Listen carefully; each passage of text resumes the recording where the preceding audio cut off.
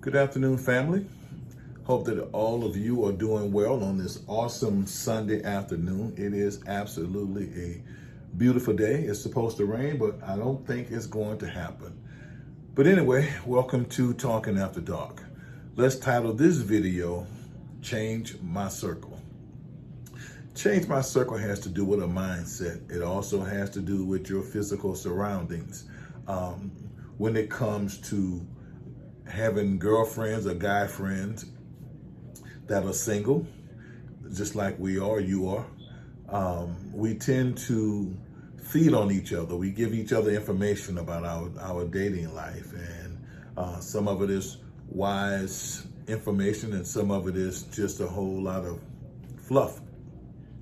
Everybody have their own idea of what the dating game it means to them and what they want to get out of it. And when you share information about a date that you had and whether it went south or it went well, that is your story, yours, not ours, and not the person that is still in the dating pool, still looking for a right fit.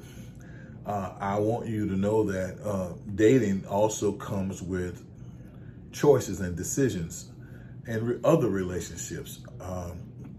To be effective in your dating life, you're going to have to put some of that fluff on the side to focus on what's really important to you and what that picture looks like to you. You all are not dating the same people, the same person. Your circle is different. The type of people or person that you're looking for is probably going to be quite different than the person that you're communicating with and talking to.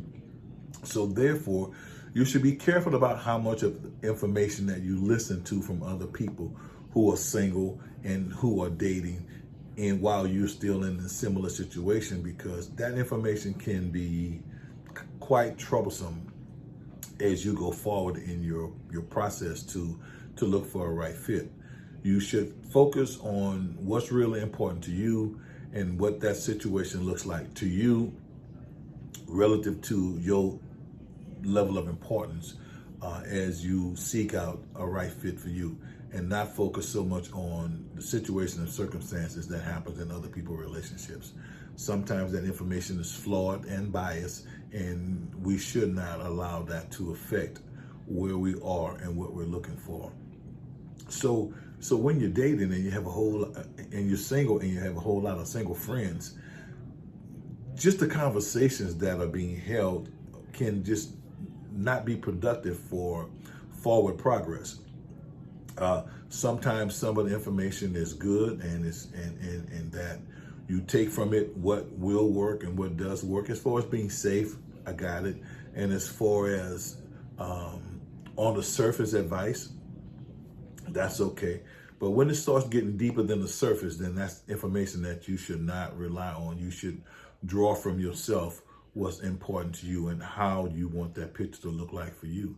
It's like being married, because when you're married and you have a lot of single friends, that's just not a good match. That's not a good makeup for an effective marriage.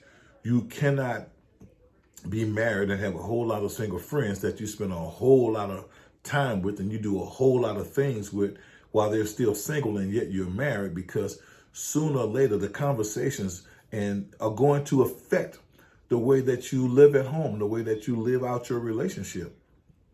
You say that you don't listen, and that you don't hear those things, but you do, because we function in two parts. The first part is we function in our own conscious level of consciousness, but then there's the subconscious mind. So consciously, we are very much aware of what we want and how we want to receive it and what we want that picture to look like. But subconsciously and subliminally, as you have heard these other conversations from your single girlfriends or guy friends, they somewhat begin to come at war with your real conscious mind of what you know is right and what you know is real. So there is a constant tug of war between your consciousness and your subconscious mind that creates a fog within your relationship. And if that goes on for too long, it can somehow cause your relationship to be non-existing or to exist in peril. So you have to ask yourself, what's truly important, what's really important.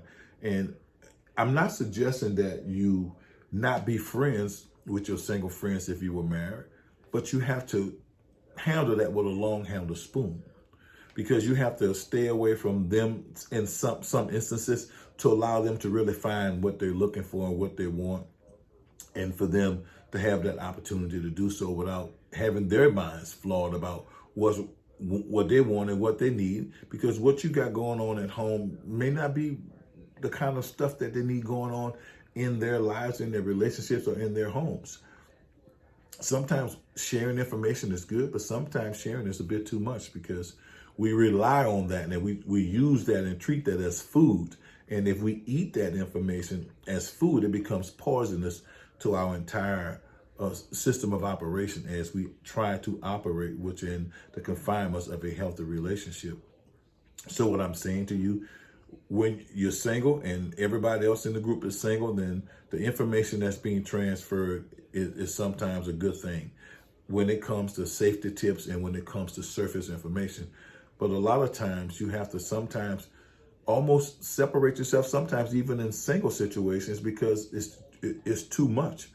It's too much information about bad seeds, about situations that didn't work out, about mishaps or those kind of things that happen in their day in life, or situations that can be injurious and poisonous to your process as you try to weed out, the bad seeds. Because you can overlook good people and that are good for you because of information that you receive. So you have to remain loyal to yourself and your own level of consciousness to make sure that the decisions you make are not based on information that you receive from people in similar situations, but it is information that is good for you and you alone. So be careful how much you tell to your constituents, your friends, and other people that you talk to, and you just want to make sure that you're giving yourself a fighting chance to have a very healthy dating life, or a very healthy marital situation, or committed relationship, because everybody's information is not good for your psyche. It's not good for you to use in your own processes as you try to figure out what really works for you, what's best for you, and what is how this person is functioning within your space. So remember that your relationship is important to you. The information that you receive can be good and bad, but you're going to have to sift it out. You're going to have to sift the bad from the good to make sure that you are making the right choices and right decisions for you based upon that information, not information from others about what's going on in their worlds. That's not your world. That's their world, and that's their stories. Create your own stories, and you'll have a much better chance to have a more productive and proactive relationship in the process of building a great unison between you and whomever this person is that is going to be the right fit for you. So let me hear your comments, your feedback. Remember, share, like, and subscribe as always, and enjoy your Sunday.